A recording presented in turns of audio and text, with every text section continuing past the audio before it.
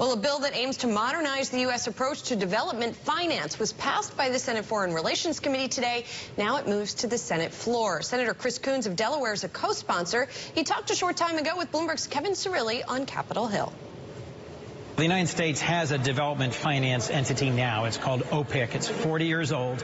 And compared to our European partners and allies, compared to China, it is significantly undersized and very constrained. So today, the Foreign Relations Committee, on a bipartisan basis with a very strong vote, moved to the floor the BUILD Act, which will double OPIC in size, create a new development finance institution, and give it new authorities and capabilities so we can compete with the Chinese, work in partnership with our European allies to fight poverty and create opportunities for American business. It's really interesting because when I talk to folks up on Wall Street and investors, they're trying to get into and penetrate third world markets, but they don't know how. Right. How does this help them do that? Number one, help American businesses, but also getting some competitors like China out of the way in these emerging markets. Well, this is a development finance institution, so it's going to work in close partnership with USAID, which is the organization that has development professionals on the ground in developing markets in Africa, Central and South America, Southeast Asia. It's also operating in places where the private sector won't go on its own.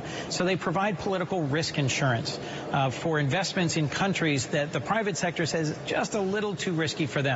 This is an entity that returns money to the Treasury every year. They actually make money on the loans that they guarantee, and this gives them the opportunity to take an equity position as well as to issue loans, something that has long been said our development finance community needs. So it's a lot of Washington jargon, but Yes. something that folks know about, especially on Wall Street, is China's one road, one belt policy. That's right.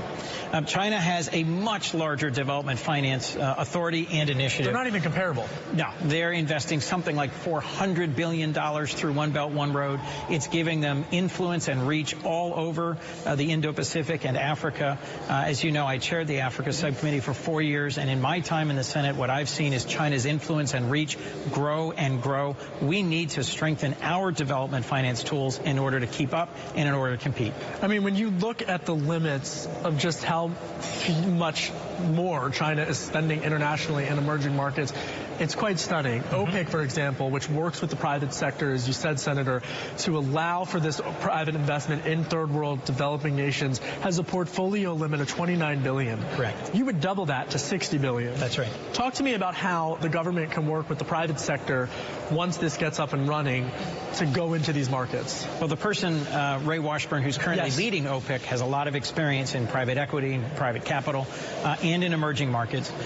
This new OPIC, this development finance institution, will be able to use private capital from the United States combined with government guarantees to either make loans or take equity positions in the developing world in partnership with our allies throughout Europe who have stronger, in many cases, larger DFIs.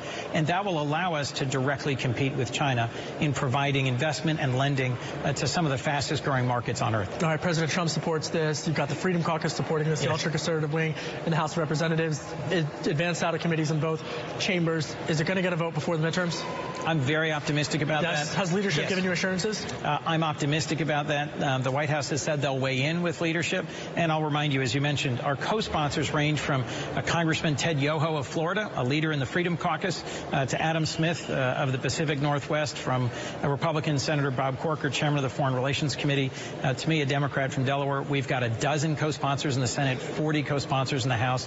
The president's embraced this bill. I think this could be our one big bipartisan bill this year that advances America's role in the world. Senator Corker weighing in on this issue of trade, but says that Congress has to do more to weigh in and rein in what President Trump is doing with regards to a host of other trade policies. Do you have concerns about the president's trade policies with China?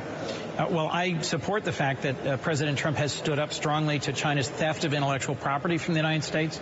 I am concerned that the tools he's been using recently, tariffs, have been applied in an uneven or even haphazard way that has distanced the United States from its vital allies in Canada and Mexico and in Europe. And we should have focused the use of those tools really more on China, where I think we've got the biggest competition and the biggest challenge. You support, then, the tariffs with steel and aluminum?